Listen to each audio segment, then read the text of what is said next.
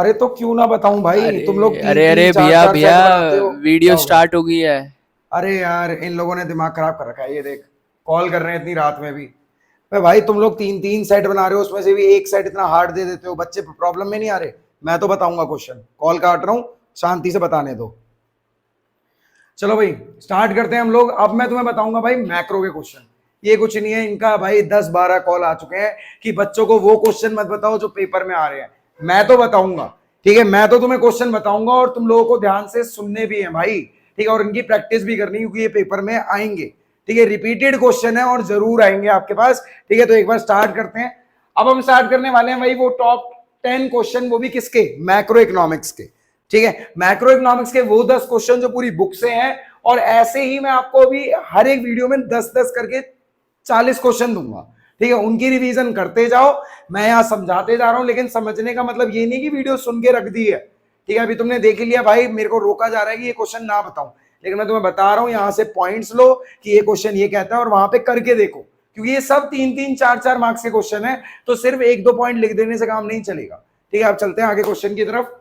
देखो भाई पहले क्या बोला, devaluation of currency and depreciation of currency. ठीक है, ध्यान से देखो, डीवैल्यूएशन एंड डेप्रिसिएशन दोनों चीजें अलग अलग टर्म है। क्या है? दोनों अलग अलग टर्म है, हैव द सेम इंप्लीकेशन, लेकिन इन दोनों के जो प्रभाव है वो बिल्कुल सेम है, but they originate from the divergent source, लेकिन ये आते अलग अलग सोर्सेस से हैं। ठीक है, आप देखो इसमें की वर्ड्स मैंने सारे मार्क कर दिए। डीवैल्यूएशन क्या होता है भाई? जब आप अपनी करेंसी की value in terms of foreign foreign currency में क्या कर देते हो? गिरा लेते हो। ठीक है, सेम चीज डेप्रिसिएशन भी बोलती है। इंप्लीकेशन मतलब इसके प्रभाव बताने हैं, और ये डाइवर्जेंट सोर्सेस का मतलब होता है कि ये आते अलग अलग सोर्स हैं। बिल्कुल सही। डीवैल्यूएशन आता है भाई फिक्स एक्सचेंज रेट सिस्टम से, ठीक है, और डेप्रिसिएशन आता है भाई फ्लेक्सिबल एक्सचेंज रेट सिस्टम से।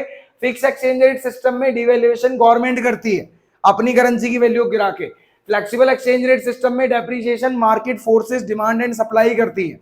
ठीक है, तो दोनों का मतलब वैल्यू गिरना ही होता है, लेकिन इसके इंप्लीकेशंस क्या होंगे? आपके एक्सपोर्ट इंपोर्ट में फर्क पड़ेगा। ठीक है, उसके बाद प्रमोशन भी हो सकता है, रिडक्शन भी हो सकता है, आपके गुड्स क्या है, कॉस्टली भी हो सकते हैं या फिर चीपेस्ट भी हो सकते हैं। तो ये इसकी इंप्लीकेशंस है। और उसके बाद do you agree with the given statement? हाँ भाई हम तो बिल्कुल एग्री करते हैं। ठीक है, हम तो बिल्कुल एग्री करते हैं कि डिवैल्यूएशन और डेप्रिसिएशन जो है वो सेम है, लेकिन ये डाइवर्जेंट सोर्स से आते हैं। Give valid reason in support of your answer. ठीक है, तो आपने क्या करना है भाई, अब नेक्स्ट चीज इसमें क्या बतानी है? वैलिड रीजन ये है कि इनका और डाइवर्जेंट सोर्स कैसे है, कि ये क्या है, ये आता है फिक्स से और ये कहां से आता है? फ्लेक्सिबल से। बस यही चीज बतानी थी। इंप्लीकेशन, कॉस्टलियर हो सकते हैं गुड्स, चीपर भी हो सकते हैं, एक्सपोर्ट बढ़ सकता है, इंपोर्ट भी बढ़ सकता है, ये सारी चीजें देखने को मिल सकती हैं आपको। नेक्स्ट है व्हेन एक्स एंटे एडी। आपका जो एक्स एंटे एडी, अब ये एक्स एंटे वेरिएबल्स क्या होते हैं? जो प्लान्ड होते हैं। ठीक है, और प्लान कौन करता है? अगर टू सेक्टर इकोनॉमी में अगर मैं एडी की बात करूं तो वो सिर्फ सी प्लस आई की बातचीत है, मतलब हाउस होल्ड और firm. Fall short of x एंटे as, और ये कम हो गए हैं किससे? एक्स एंटे एएस से। It result in an accumulated unintended inventory. इसका रिजल्ट ये होगा कि एक्यूमुलेशन होगा अनइंटेंडेड इन्वेंट्री का। एक्यूमुलेशन का मतलब क्या होता है? इकट्ठा होना। अब देखा जाए, जब आपके पास सिचुएशन आएगी कि एडी एएस से कम है, एडी एएस से कम है, मतलब आपके जो हाउस होल्ड और फर्म है उन लोगों ने कम खरीदने की सोची है, कम खर्चा करने की सोची है, लेकिन फर्म को तो ऐसा पता ही नहीं था। फर्म की जो प्लान्ड इन्वेंट्री है वो क्या हो जाएगी भाई? वो इंक्रीज हो जाएगी। ठीक है, वो एक्यूमुलेट हो जाएगी, ज्यादा से ज्यादा बची रहेगी। ठीक है, तो डिफेंड और refute the given statement, give valid reason in support of your answer. भाई बात बिल्कुल सही है, मैं तो इसको डिफेंड करना चाहूंगा। ठीक है, डिफेंड करना चाहूंगा कि हाँ एक्यूमुलेटेड इंटेंडेड इन्वेंट्रीज क्या हो जाएंगी? बढ़ जाएंगी इनकी। उसके बाद अब budget can be deficit, surplus और बैलेंस। एक बजट डेफिसिट भी हो सकता है, सरप्लस भी हो सकता है और बैलेंस भी हो सकता है।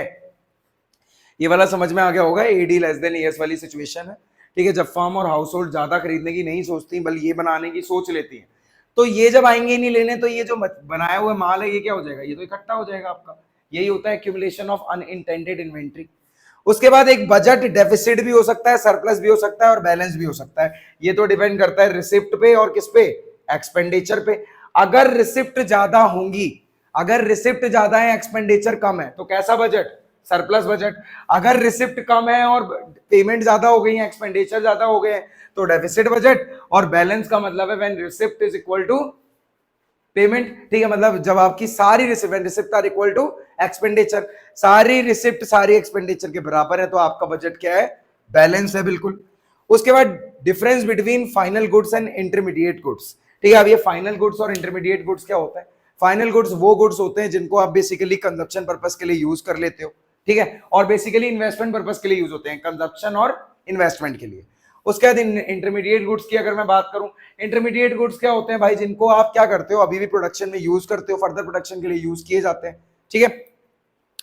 उसके बाद इस क्वेश्चन को तो आप आराम से कर लोगे, लेकिन अगर ये 3 नंबर का आता है तो आप 3 पॉइंट याद रख के जाना कम से कम। अब है मेन हमारे लिए important topic, externalities can be classified into negative positive, however it is not necessary. Externalities को हम क्लासिफाई करते हैं नेगेटिव पे भी और पॉजिटिव पे भी, लेकिन क्वेश्चन ये बनता है भाई एक्सटर्नलिटीज होती क्या है? भाई एक्सटर्नलिटीज वो एक्टिविटीज होती हैं जो हमारी इकोनॉमी पे पॉजिटिव और नेगेटिव इफेक्ट डालती हैं, ठीक है। ये किसी फर्म के द्वारा हो सकती हैं या फिर ये किसी इंडिविजुअल के द्वारा भी हो सकती हैं। However, it is not necessary that they will be directly correlated with the GDP. लेकिन ये जरूरी नहीं है कि इनके जो पॉजिटिव नेगेटिव इंपैक्ट होंगे वो हमारे जीडीपी पे भी फर्क डालेंगे, ठीक है। Do you agree with the given statement, give valid reason in support of answer. मैं एग्री करना चाहूंगा, यस आई एग्री, ठीक है। एक्सटर्नलिटीज को नेगेटिव और पॉजिटिव पे डिवाइड तो किया जा सकता है, इट इज नॉट नेसेसरी, तो लेकिन बट ये नेसेसरी नहीं है कि ये डायरेक्टली जीडीपी पे फर्क डालेंगे, ठीक है। इसको अब ये क्या है ना, जो एक्सटर्नलिटीज होती है इसका कोई मार्केट नहीं है, इसकी कोई मार्केट वैल्यू नहीं है, ठीक है, जिसमें आप उसकी वैल्यू निकाल के और ये देख सकते हो कि हमारे जीडीपी पे क्या फर्क पड़ रहा है, ठीक है। अब जब इसकी मार्केट वैल्यू ही नहीं है तो कैसा फर्क, नेशनल इनकम तक कहां पहुंचोगे? बट ये है, इसका फर्क कहां पड़ेगा, जीडीपी वेलफेयर पे पड़ेगा, ठीक है, इसका फर्क जीडीपी वेलफेयर पे पड़ेगा, ठीक है, जीडीपी पे नहीं पड़ेगा डायरेक्टली। क्लियर है ये चीज, ठीक है। तो यहां पर आपके 5 क्वेश्चन खत्म होते हैं, इसका एक बार ले लो स्क्रीनशॉट, चलते हैं अगले 5 क्वेश्चन की तरफ। क्लियर गाइस, कैसे लगे 5 क्वेश्चन? बढ़िया थे ना? 5 और मिला के 10 क्वेश्चन हो जाएंगे मैक्रो के भी, और इसी तरीके से 5 तुमने 10 कर लिए डेवलपमेंट के, 10 कर लिए मैक्रो के, और टोटल 20 क्वेश्चन हमारे हो गए पूरे। क्लियर है ये चीज? इसी में से आपको पेपर मिलेगा, और अभी मैं आपको 60 क्वेश्चन और दूंगा, टोटल 80 क्वेश्चन हम करके वहां पे जाएंगे, ठीक है। आप चलते हैं छठे क्वेश्चन की तरफ, ध्यान से देखो क्या बोलता है। जो एक्सचेंज रेट है यूएस डॉलर का, वो क्या हो गया, बढ़ गया। एक्सचेंज रेट बढ़ गया है यूएस डॉलर का कंसीडरेबली इन इंडिया। अब ध्यान से देखो, यूएस डॉलर का एक्सचेंज रेट बढ़ा है कहां पे, इंडिया में बढ़ा है। Explain the impact of this statement on Indian exports, Indian export पे इसका क्या फर्क पड़ेगा, आप ये बताओ पहले। And analyse is repercussion on the journal masses. Repercussion का मतलब क्या होता है, बेसिकली इसका फायदे क्या होंगे जर्नल मासेस में, ठीक है, क्या हमें डोमेस्टिकली फायदा होने वाला है। ध्यान से देखो, जब भी भाई एक बात बताओ, अगर आपको डॉलर महंगा पड़ रहा है, ठीक है, आपको डॉलर महंगा पड़ रहा है एक्सचेंज में, तो समझ जाओ ना कि आपकी खुद की डोमेस्टिक करेंसी की वैल्यू क्या हो गई है, गिर गई है, ठीक है। आपकी खुद की डोमेस्टिक करेंसी की वैल्यू क्या हो गई है, गिर गई है। एक्सपोर्ट पे क्या इफेक्ट पड़ेगा भाई, जब भी फॉरेन करेंसी की वैल्यू अप्रिशिएट हो और हमारी डेप्रिशिएट हो, तो वो लोग हमसे ज्यादा गुड्स खरीदते हैं।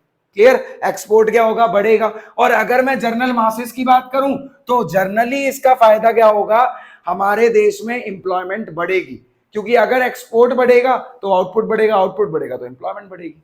क्लियर होगी? नेक्स्ट, इंडिया का जो जीडीपी है वो कंट्रास्ट हो रहा है, कंट्रास्ट हो रहा है मतलब सिकुड़ रहा है 23.9% in the April June quarter of 2021।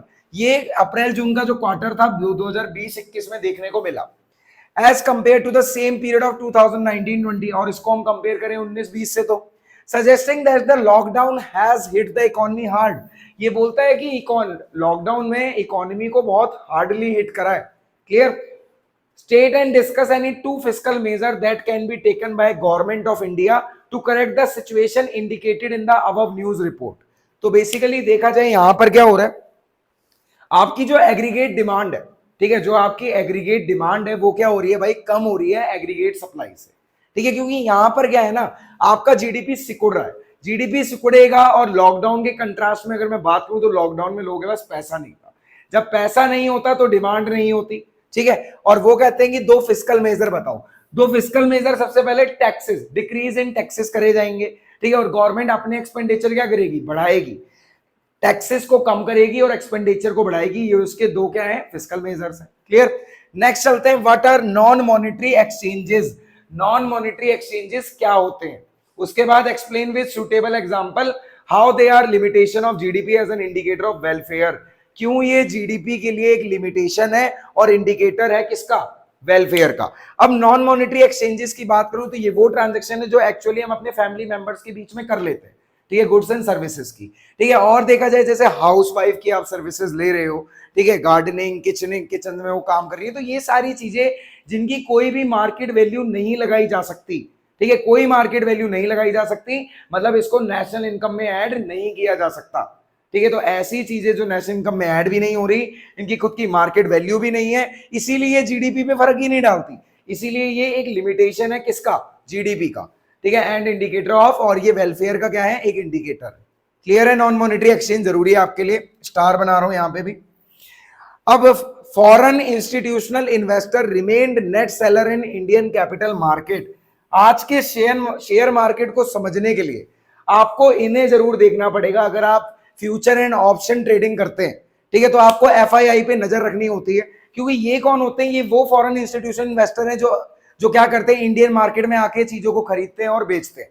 Clear. अब वो ये कह रहे हैं कि एफआईआई जो है वो नेट सेलर बना हुआ है इंडियन कैपिटल मार्केट में, इंडियन मार्केट में वो ज्यादा से ज्यादा सिक्योरिटीज को क्या कर रहे हैं, बेच रहे हैं, ठीक है। और अगर वो ऐसा करते हैं तो होता क्या है, हमारे देश में फॉरेन करेंसी की डिमांड क्या हो जाती है, बढ़ जाती है, ठीक है। फॉरेन करेंसी की डिमांड अगर बढ़ेगी, ज्यादा से ज्यादा बढ़ेगी, बल्कि उतनी सप्लाई है भी नहीं, ठीक है, ये बेच रहे हैं तो इन्हें क्या चाहिए, फॉरेन करेंसी चाहिए, ठीक है, तो वो हमारे पास बची नहीं, तो मतलब फॉरेन करेंसी की डिमांड क्या हो गई, बढ़ गई, और हमारी करेंसी की डिमांड क्या हो जाए, हमारी करेंसी की वैल्यू क्या हो जाएगी, डेप्रिशिएट हो जाएगी, डोमेस्टिक करेंसी क्या हो जाएगी, घट जाएगी।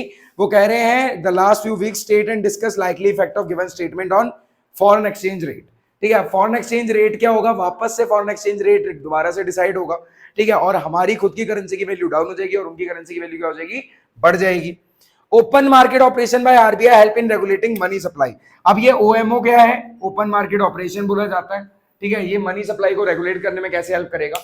आरबीआई क्या करता है, जब उसको मनी सप्लाई को चलाना होता है, ठीक है, तो वो ज्यादा से ज्यादा अगर हमसे पैसा लेना चाहता है, इकोनॉमी से पैसा लेना चाहता है, तो वो सिक्योरिटीज को बेचता है, ठीक है, सेल करता है सिक्योरिटीज को, ताकि जनरल पब्लिक क्या करे, उन सिक्योरिटीज में पैसा इन्वेस्ट कर दे, ठीक है, और वो पैसा किसके पास चला जाएगा, आरबीआई के पास चला जाएगा वापस से।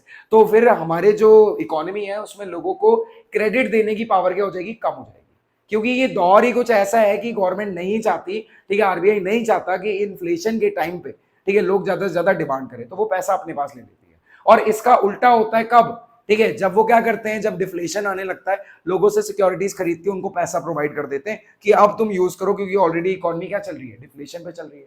क्लियर है ये चीज। ये सारे क्वेश्चन इनका स्क्रीनशॉट ले लो, और 10 क्वेश्चन हमारे मैक्रो के हो चुके हैं। मैं मिलूंगा तुम्हें अगली वीडियो में 10 डेवलपमेंट और 10 मैक्रो के क्वेश्चन के साथ, और मैं भाई होप कर रहा हूं कि तुम इन क्वेश्चन की प्रैक्टिस खुद से करोगे, ठीक है, बार बार रिमाइंड करो और देखो कि मैंने क्या क्या हिंट दिए हुए हैं।